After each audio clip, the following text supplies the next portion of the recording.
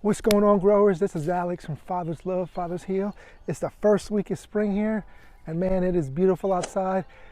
It's crazy. By next week, it's supposed to be a high of 76, which I'm hoping that's not gonna last too long, because I got my few fruit trees in, and I'm ready to start planting them. So this year, I got 3 bare root trees. I have 2 cherries, a Rainier and a Bing, and I have a nectarine. This one is called Double Delight. And the reason why I love bare root trees is, number one, they cost half the price if you go to like the big box stores and get the ones with all the soil in there already. Number two, way bigger variety online. If you go to Home Depot, Lowe's, all you have is your couple apple varieties, maybe a couple pears, maybe plum, cherry, and that's it. When you go online, you got dozens of different fruit trees to choose from. Now this company I used the first time last year, Grow Organic, and I've had really good luck with them.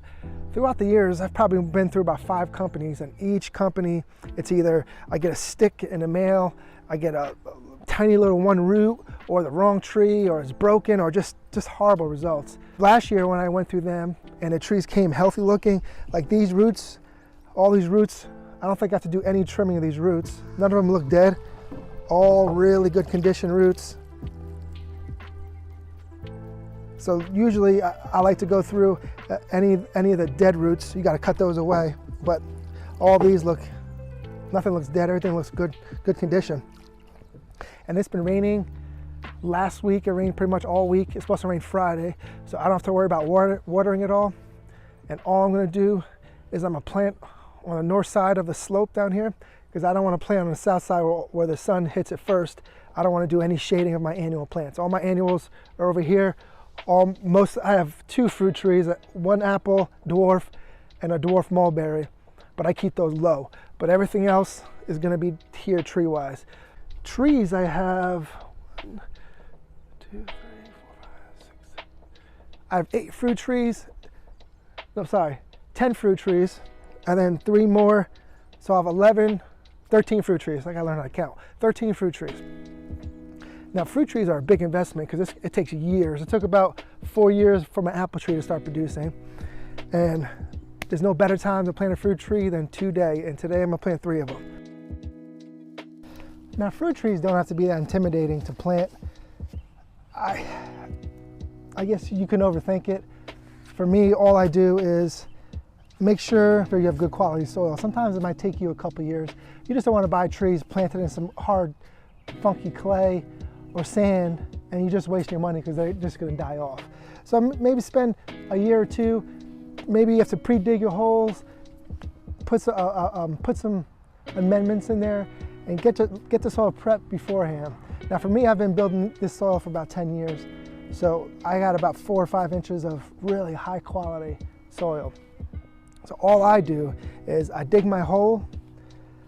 I don't use any amendments, nothing like that.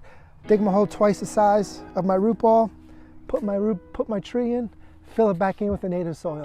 I don't want to put too many amendments. If you put all this really nice compost, all these great amendments right at the root ball, it'll keep those roots in place. The roots won't want to spread out to look for nutrients because everything is right here, and you'll get the roots will kind of circle themselves, and you don't want to do that. You want those roots to start searching for water, searching for nutrients, start digging down, spreading out into the soil. That's your goal. So even if your soil is not perfect, and if it's just decent, and you want to get your tree in the ground, try not to amend it too much while you're planting your tree. Just dig a hole, put your tree in. Now I have a grape right here, because I used to have an apple tree here, but my neighbor's tree fell down and crushed it. So the whole point of the grape tree was to grow the grape up the apple tree. So the grape's going to grow faster than this tree is, so I'll have to cut this back for a couple more years, but it'll let the root system of the grapes get nice and strong. So all I'm going to do is just drop it in here, and I'm not going to worry about any water because everything is really wet and moist. And I'm just going to make sure it's not down too deep, start backfilling it.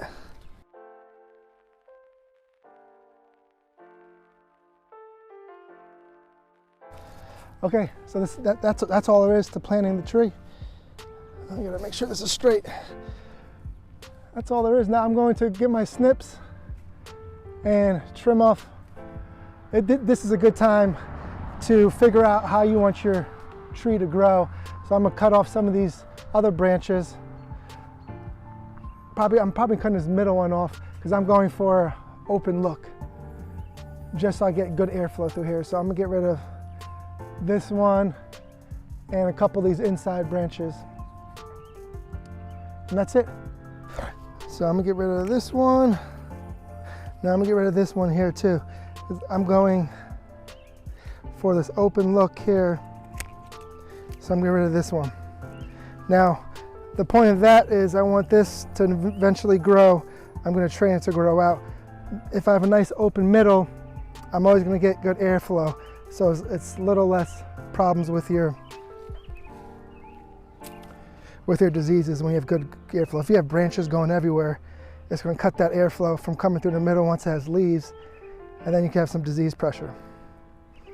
All right, so I got them all planted. Got my one cherry right there, another cherry right here, and a nectarine there.